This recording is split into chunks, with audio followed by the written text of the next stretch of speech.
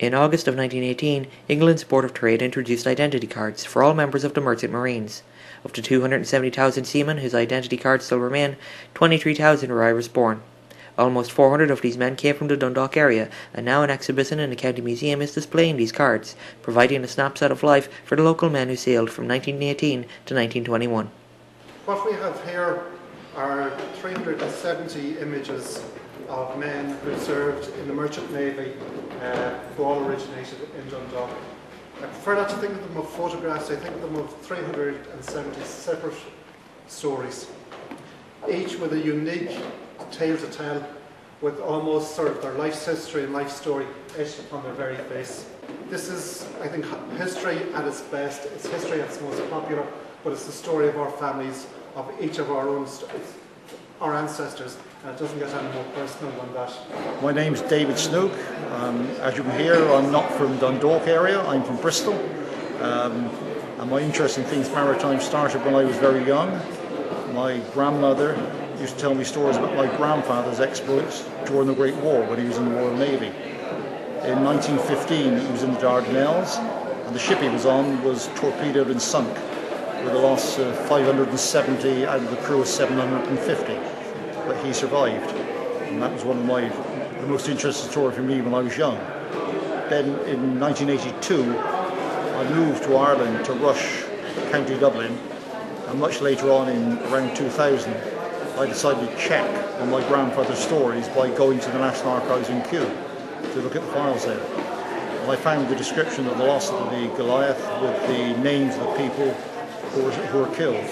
And there were some letters there sent to mercantile marine offices here in Ireland, because a lot of the seamen were Irish and been merchant seamen before the war, and these letters were sent to the officers to tell them which men had been killed.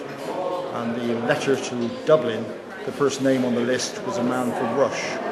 So I then followed up, found a bit about the men who were working in the Merchant Marine during the First War from Rush, and that's how I discovered these CR10 cards, which are identity cards with photographs from merchant seamen from 1918.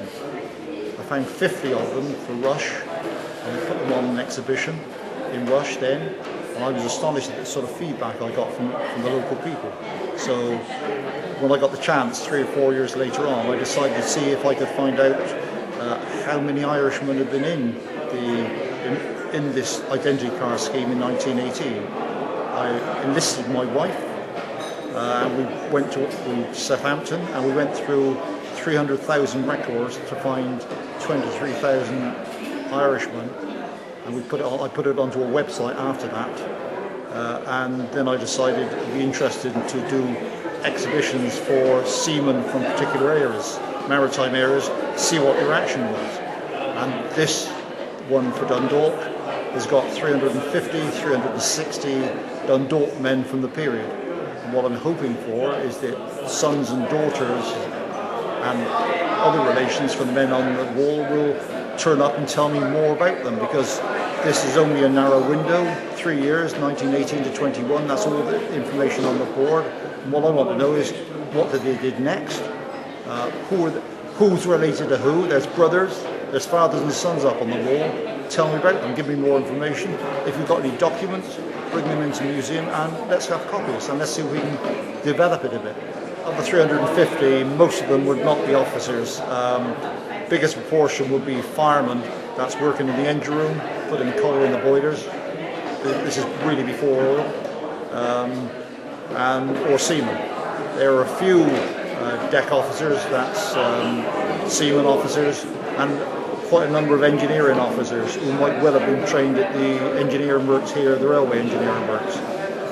We've got one musician, Fred Pike, who was a musician on one of the ships.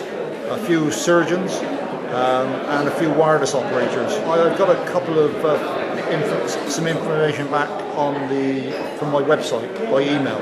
I've had a bit of feedback this afternoon. One man is what's his name? John Gray has spotted his father and his uncle here, so I've got a bit of information already. I'm hoping for more.